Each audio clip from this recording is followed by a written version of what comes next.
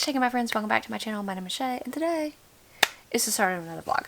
So behind me, you'll see football. You know, the games are on. It's Saturday. It's December the 2nd, and we're about to get ready to watch Georgia and Alabama play. It is a nasty, nasty day. It is supposed to rain seriously nonstop all weekend, and it is about 3:30 on Saturday, and it literally has been raining since last night. And it's supposed to rain until end of tomorrow. So that makes for kind of a depressing time, but Georgia is about to beat Alabama. I'll pop something on the screen if we don't, and I'll be very sad. Okay, so I am just starting to read for the month of December because I had a book from November that carried over that I finished this morning. And for at least the first 3 books of December, I'm going to be participating in something my book club is doing. It is where we kind of get 3 categories and we try to fit a book that fits into those 3 categories. For instance, my first category was author has to be male, has to be published less than 3 years ago, and cannot include in the title the, and, or of. And I did not think that this was going to be that difficult, but it is difficult because in the month of December, I am trying to fit books that are actually on my shelves. I'm trying to knock, they're either A, series I need to complete, or B, books that I own so that I can say that I'm trying to finish some books that I own. So I scoured my shelves, and I probably have a very, very, very few set of books that fit this. The only one that I could readily find was Upgrade by Blake Crouch, which I am perfectly fine with because I obviously have been putting this book off because of some mixed reviews that I've heard about this book, but it's sitting there on my shelves. I need to read it. It was published, I can just look back here. It came out at least in July 2022. So we're well within the less than 3-year window. Blake Crouch is a male, and there's no and, of, or the in the title. So I'm excited to get to this one. This certainly would not have been on the things that I was like, yes, I'm going to get to in the month of December. I don't know when I would have gotten to this book, but that's the joy of kind of playing at TBR games or drawing books out of jars, because you find some hidden gems when you're reading books that you may not have gotten to for years. But obviously I have some kind of interest in it if it's on my shelves or I own it. So let's go. I will check back in with you guys when I get some ways into Upgrade. Okay, so it's Sunday. I will walk back what I said yesterday about Georgia's gonna win because they lost. And I am feeling a little bit like Georgia lost 100%. And I really feel bad for FSU because FSU also played an undefeated season and didn't get into the playoffs. And I get strength of schedule, and I get that they're on at their 3rd string quarterback. I just feel really sad for all of these teams and all of these players because I think that they've played a heck of a season, and this is across multiple teams, and there are just so many good teams this year, which is crazy. But the playoffs are changing next year to a 12 seed playoff, which I think will be good. I don't know if we need 12 seeds, but I think it will still be good and entertaining for everybody. Better than a 4 seed. But anyway, I digress. This is not a football vlog. This is a reading vlog. And let's talk about Recursion. I'm about 113 pages in, maybe 33%. And right now, we're just setting up our plot. We're setting up our characters. In this world, genes have been edited, and it's illegal to edit your genes. And so our main character works for the agency, kind of like the FBI, for gene editing, that goes and captures these people that are doing these illegal gene edits. And while they are on a raid, something explodes. He gets exposed to it, and of course, unfortunately, his genes obviously have now been edited to where he is upgraded. And what's going to happen? What are they going to do with him now, as you know, his type of gene edits are illegal? And then we find out that there's kind of a twist about how he was chosen to have this explosion happen to him. And anyway, so I like it so far. I am in it. I imagine in the next 200 pages or so, something's going to happen to maybe me not like it. But I do also think in my mind, as I'm just this far in, on page 1 112, 113. How are we going to make this story engaging for the next 200 some odd pages? Because we just revealed a twist and we have 200 pages more to go. So I don't know, where the story is going to go from here. Maybe this is where the mixed reviews come from. Who knows? I don't. But I'm going to continue to read. I've got it on audio. I'm going to do some cleaning today and hopefully finish Upgrade. And I'll be able to tell you all of my thoughts and all of my feels in this book. It's Tuesday. And I know you last saw me on Sunday. And I meant to update this, but I have been fairly busy. Because Sunday, I was cleaning the whole day. I finished reading Upgrade, which we'll talk about in a minute. I called it Recursion in the previous clip, but it's Upgrade, and I'll share my thoughts on that in a minute. And then Monday I didn't update and didn't get a chance to read because our town's Christmas parade was, Monday night, so we took the kids and had a fun time, but I didn't get back till really late, and then we had a school project that my daughter's that I had to do. And so alas, it is Tuesday. And I'm just getting a chance to sit down and film this and tell you my thoughts and tell you what I'm going to read next. I do want to give a quick health update for some people that are following me for that. And again, thank you for all of y'all's wishes. And my dreams have come true because we finally figured out what the actual answer to all my problem is. I still haven't had my brain MRI, which is next week, and they still want to do that. I had some heart testing done, which was negative, which I expected it to be. I did not expect it to come out of anything, but I had labs drawn a month ago because, there were some things that we were thinking that this could possibly be, but then I never heard back from the doctor about what those labs were. So I assumed that they were normal and we were going to continue on with trying to figure out what was going on. However, what happened is my insurance, because I work for a healthcare company, wants my labs done at their lab. So not at the lab that the doctor's office normally sends their labs to. So they set my labs aside in order to send them off to this other lab place. And I don't know what happened, but the labs came back a month late. And so I got a call yesterday from the doctor's office, and I'm laughing about this because, I've just been wondering what's going on with me, and I can laugh about it now because I'm excited to have an answer. They called me and they were like, well, we know what's wrong with you. I don't have any B12. I have 0 to be found. Nothing to be found. There's none in your body.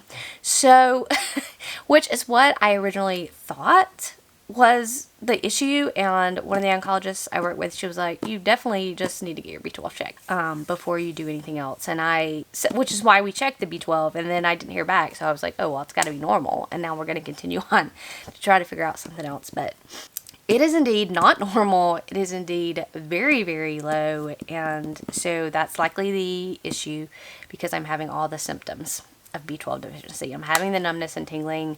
I'm having all of that, which I treat B12 all the time, but normally I find B12 on accident. If somebody's anemic and I check a B12 and it's low, it's not because they're having symptoms. So I actually don't see that many people that are having symptoms and then we find out that it's because of a B12 deficiency. That's the thing, because the rest of my blood panel, my complete blood panel, was normal. I'm not anemic. So there was no reason previously for any physicians to check a B12. So I got my first B12 injection today. So I'm happy. I am happy to have an answer. I'm hoping that once I start B12 treatments that all the numbness and tingling will subside, and B12 also causes migraines. So I'm pretty sure that's the cause of all the migraines, and then once we get this situated, everything will go away. And I could not be more enthused about that. Okay, but back to the reading, because that's what we're here for. I finished Upgrade by Blake Crouch, and I can understand why people don't like this one as much as his other works. Now, keep in mind, I think I gave Recursion 4 stars, and I gave Dark Matter 3 stars. I enjoyed those books, but I wasn't overall, super overwhelmingly positive on them, as other people are. This one right here, I really, really enjoyed up until the point that I talked to you last time. And then I kept reading, and as I kept reading after that point, after my last update, it went downhill. And I think the reason why a lot of people don't get along with this one is because I feel like it's more science heavy. So there's a lot of the book that leans into that science, and it kind of almost feels like you have to understand that science to understand a lot of the story. And so if you don't have that science background, if you don't have that knowledge, I could understand where you just totally get lost. As far as the thriller portion of the book, I thought it was fine. I didn't think it was also anything to write home about. There was no real mystery. So that was also in question. But I do feel like it was an okay book. I am gonna again give a Blake Crouch book 3 stars. So will I give him another chance? Probably. Because I am a sucker for a sci-fi thriller. But this is another 3-star read for me. I then had to pick up my next book, or I picked my next book. I had it picked for me. I got these prompts, and then I had to fit a book into the prompts. So what I got was new to you author, published less than 3 years ago, and has an odd number of words in the title. I'm going off my own TBR. I really want to get sequels in here, but I haven't been able to fit that many sequels in because of course I can't fit a sequel into a new author. So here I am again reading a new to me author. So I try not to start a very large series, and I could have picked some standalones again, but just coming off of a standalone thriller, I wanted kind of a fantasy kind of world. So I have been hearing nothing but great things about this here book that I'm about to show you, and so I'm excited to get started, and that's going to be One Dark Window by Rachel Gillig. This was a recent acquirement of mine after hearing so many awesome things about this book. I think this one flew under the radar. The sequel just came out, which is why I'm hearing additional thoughts about this book. And I remember a little bit of buzz when this book first came out last year, but not significantly so. But I was super shocked when I went to Goodreads and I had like 50-something thousand ratings with a 4.38 average rating. And then I recently heard a lot of people gush about it that I watch here on YouTube. And I just, of course, now I want to read it. I'm more intrigued. I'm only a chapter in. I'm going to go now and I'm going to read some more and kind of see what I think about this one. It's only a duology, so and it's completed. So if I like this one, I can immediately move on to the next one and finish out a series. And yeah, I love this cover. I love Orbit books because they're so floppy, and I'm excited to get started with this. Hello everyone, it is now Saturday. It has been a while since I have checked in, and mostly that's because I haven't been reading this week. It has been such a week. My son has had strep throat. I'm now at part 2 of One Dark Window. That is on page 159, just about here. And so when I started this book, I read the first 50 pages and then I put it down. I liked it, but I wasn't loving it. But let me tell you something, my feelings have changed about this book. I am now a little farther in, and my thoughts and feelings again have increased. I'm enjoying my time. So in this book, there is magic. However, magic is kind of forbidden. There is only one way to actually have magic legally, and that's by possessing one of the 12 magical cards. Each card does something different, and if you tap it 3 times, you can use that card's magic. So that's the legal way of using magic.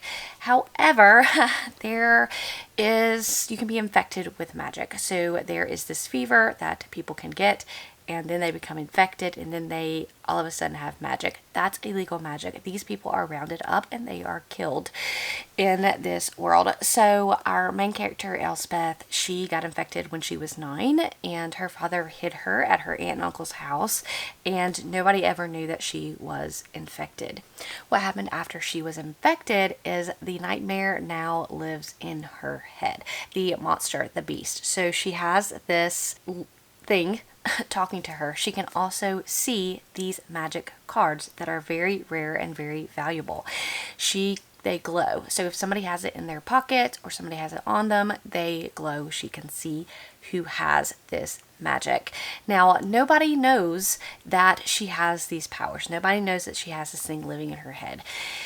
And that's because she is afraid that people will kill her, of course. So she lives most of her life hiding. She was 9 when she got infected, and now she is 20. And The nobility in this world of blunder is what it's called, is pretty ruthless. We have the king that, again, he's the one that's rounding up all these people and he's killing them.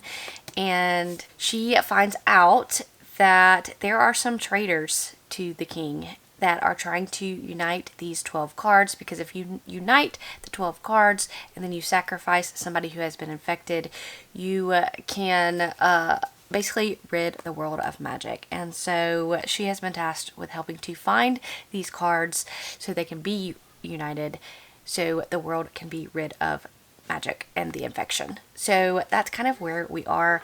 There is, of course, a romance in here. There's already like a not enemies to lovers vibe, but kind of like a not like vibe, and there's also going to be kind of a fake dating vibe. But I think overall the fantasy so far has taken the forefront of this novel, and I am really loving it. At first I was kind of not connected with the characters, but now I'm really loving it. It has a great gothic vibe. When I'm listening to the audiobook, which is excellent, by the way, like the voices and the darkness and the creepiness of the tone is really working for me. I think of other books I've read this year, Last Tale of the Flower Bride, or The Starling House, where it's just kind of something creepy is going on, and I am really enjoying that aspect of the story as well. Highly recommend the audiobook.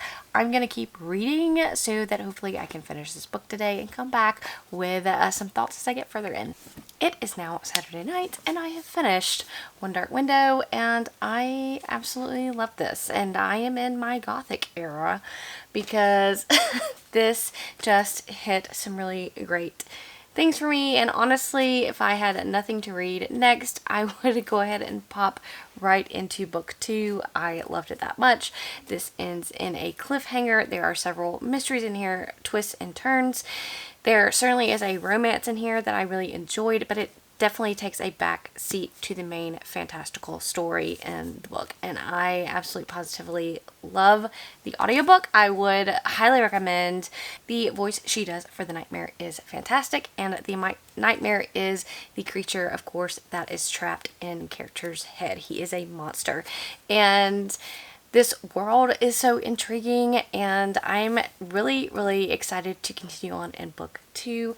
Hopefully we'll be able to continue sometime soon, but would highly recommend this. I think this has gone severely underrated in the fantasy world. I truly enjoyed it. It had moments of kind of gothic horror mixed in with fantasy, mixed in with romance, and I absolutely positively love that. So yeah, a 5-star read in December. Now I have to go and see what my next read is going to be, and I will pop right back in to let you know what that is going to be.